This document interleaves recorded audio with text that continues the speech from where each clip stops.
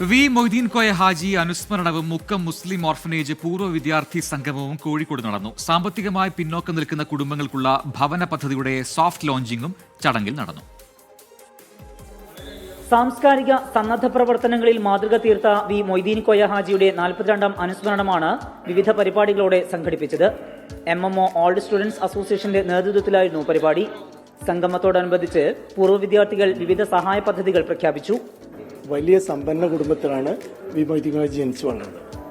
പക്ഷേ ഒരു ദാരിദ്ര്യമോ അതിൻ്റെ ദൈന്യതയോ ഒന്നും അനുഭവിക്കാതെ മറ്റുള്ളവരുടെ കഷ്ടതകൾ മനസ്സിലാക്കി മുന്നോട്ട് വന്ന് അനാഥരെ സനാഥരാക്കിയ ഒരു മൽ വ്യക്തിത്വമാണ് മൊയ്തീൻ കോയ.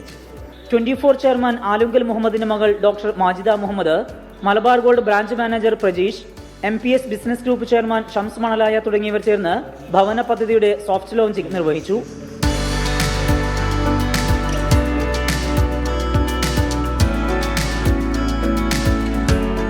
കൈത്താങ് എന്ന പേരിൽ ഒരു വീടുകൾ വെച്ച് കൊടുക്കുന്ന ഒരു പ്രോഗ്രാമിൻ്റെ സോഫ്റ്റ് ലോഞ്ചിങ് കൂടിയാണ്. നമ്മുടെ ജില്ല വിട്ട് അടുത്ത ജില്ലയിലേക്ക് വന്ന് ഇതുമായിട്ട് അസോസിയേറ്റ് ചെയ്യാൻ പറ്റിയതിൽ ഒരുപാട് സന്തോഷമുണ്ട്. മുക്കം മുസ്ലിം ഓർഫനേജ് ഭാരവാഹികളായ V Marakkar Haji, KT Abdurahman, V Moyimon Haji തുടങ്ങിയവർ പങ്കെടുത്തു. 24 കോഴിക്കോട്.